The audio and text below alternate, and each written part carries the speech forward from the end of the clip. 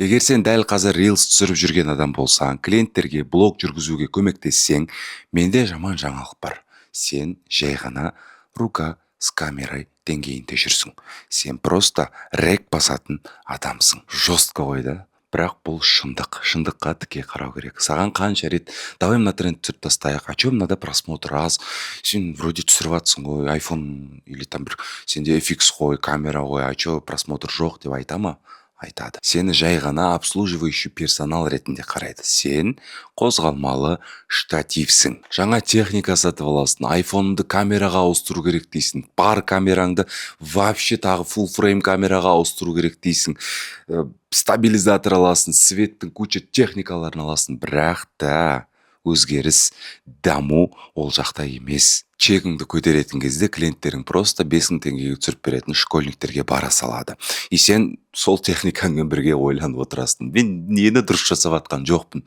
Неге менде мынандай профессиональный техника бар? Мен жақсы түсіремін, iPhone, мобилографпын, рилсмейкермін, видеографпын. Неге мен пахать етсем де клиент маған дұрыс төлемейді деген сұрақты қоясың. Вроде 24-те 7 пахать етем, жұмысымды жақсы көрем, сүйіп жасайм, бірақ табысым жақсы курьердің бағасымен бірдей. Ал жақсы курьерлер, минуточку, олар примерно 800 мың, даже миллион теңге табады. Дәл осы жерде көбісі үлкен қателік жасайды. Маған технический навыктарды дамыту керек деп ойлайды. 3D үйренгісі келеді, монтажды үйренгісі келеді, цветокоррекция үйренгісі келеді.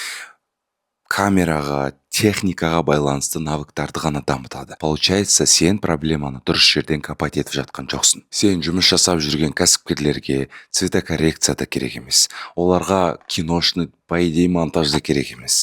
Оларға сенің Да Винчиден үйренген или там 85 мм 1:4, 1:2 деген объективіңде керек емес. Оларға черт побери не керек? Оларға клиент керек, оларға маркетингке салған ақшасы еселеп қайтқаны керек. Оларға ақша керек. Сен әдемі картинаның артынан қуып жүрген кезде әлем бойынша ең үздіктермен конкурировать етесің. Және оның түбі жоқ. Механикалық жұмыстарға көбі ақша бөлуге қимайды. 200 просмотр жинайтын әдемі видео егер 0 продажа, 0 заявка алып келсе, ол мусор болып саналады. Қазіргі табысыңды 5-10 есе асырудың жалғыз ғана жолы саған процесс съемканы сатпау керек.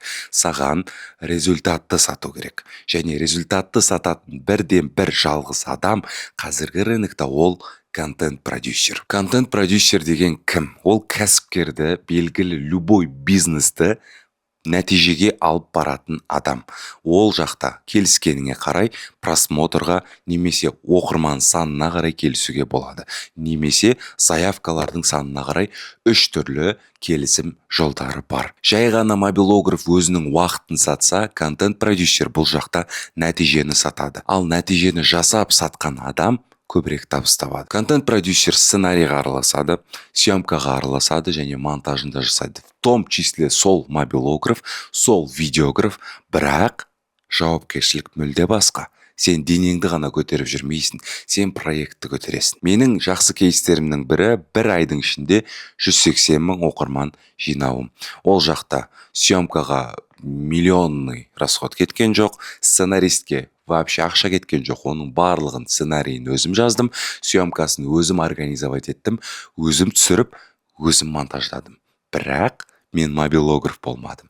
Мен контент-продюсер болдым. Дәл сол проектте мобилограф 200 мың теңге айлыққа жұмыс істесе, мен ол проектте 6 миллионға жұмыс істедім. Қарапайым оператордан контент-продюсерге өтудің 3 жолы бар. Бірінші жолы аудиторияның больдерін нақты түсіну. Клиентіңнің товары не сатады, қалай ұсынады, соның айналасындағы больдарды жинап, вирусный видеоға айналдыру. Триггер жасау, хук беру, оның барлығы сенің досың болу керек. Екіншісі алгоритмдерді түсіну. Инстаграм, тиктоктың өзі сенің видеоңды бесплатно продвигать етудің жолдары. Оның барлығы монтаждың ішінде жатыр. Үшіншісі воронка құрып беру. Менің байқасаңыздар, әр атқан роликтарым миллионға кеткен, 4 миллионға кеткен роликтарымның барлығы воронкаға жалғанды. Call to action. Призыв к действию бар. Ол ауаға кеткен миллионный просмотрлар емес. Оның барлығы қажет аудиторияны, қажет каналға жіберетін механизм. Олсыз клиент ақша таппайды. Ақша таппаса, клиентке это нафиг не нужен. И от себя добавлю, төртіншісі дух керек. Контент-продюсер болу үшін реально дух керек. Сен қорқасың. Сен қазір мобилограф или видеограф. Короче, рука с камерой түсіресің. Сенің жауапкершілігің просто камераны таскать етіп монтажды өткізуде ғана. Дедлайнмен жұмыс қана. И то ол дедлайн кешігіп жатыр. Білем ғой, мен өттім ғой. Жауапкершілік тек өзіңнің денеңді көтересің. А вот контент-продюсерлікте сен целый команданы, сен кәсіпкердің уақытын, сен даже актерлармен жұмысты барлығын өз мойныңа аласың. Организация съемок ол всегда форс-мажор, ол всегда стальные яйцаны қажет ететін жұмыс. Өйткені бір нәрсе болмай қалса, сол жиналған актерлар болсын, массовка болсын, жалпы организация минусқа кетеді. Бір күндік смена уже минуста. Оның барлығын алып жүруге, айналайын, сенде дух болу керек. Қорқынышты жеңе алуың керек. Мен енді юристпен жұмыс істеймін. Сен просто нишаң бәріне жағымды болып кеткен ғой деп айтуларыңыз мүмкін. Жоқ. Адамның барлығы бір жерде бірдей. Больдің барлығы бір жерде плюс-минус бірдей. Егер сіз системасын біліп меңгеріп алсаңыз, любой нишаға барып просмотрды, заявкаларды түсіруге болады. Ал ол качество 2026-да, 27-де, даже 30-шы жылға дейін ең құнды бағаланатын нәрсе. Өйткені қазіргі бизнестің барлығы кризисте. Бәрі жылап жүр. Сауда жоқ, адам келмейді, сокращение, кризис, банкротство, көп бизнестер жабылып жатыр. Да и налоги деген сияқты.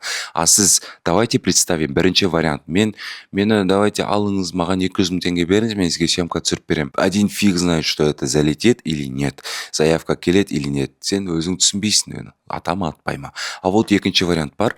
Мен реально нәтижеге саған 100 000 подписчик жинап берем. Или же 10 миллионный рилс жинап берем. Оның барлығы системаны білу арқылы келеді. Және ол любой нишада жұмыс істейді. Ол жақтан сен өзіңнің услугаңды, может там 1 миллион, 2 миллион и плюс процентке де келісуіңе мүмкіндік бар. Конечно же, кәсіпкерлер екінші вариантқа келіседі. Сенің қолыңнан келсе, екіншіден сен олардың выгодный тілдерінде сөйлеп тұрсың. Енді сенде қазір екі таңдау бар. Қазір новый объектив аласың или камераңды жаңартасың.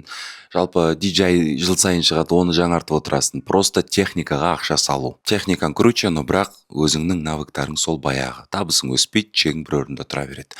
Екінші вариант бар, контент-продюсированиеға өту.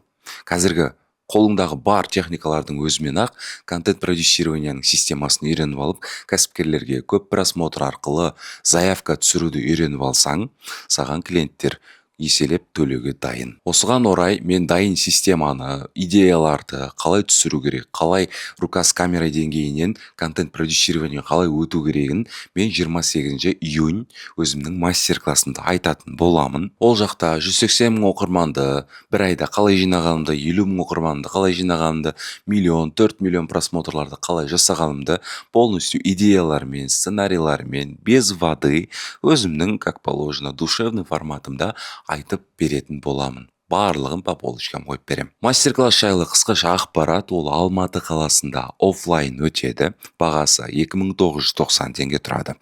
Всего лишь 2990. Символическая цена. Мен аудиториямен, жаңа аудиториямен кездескім келеді.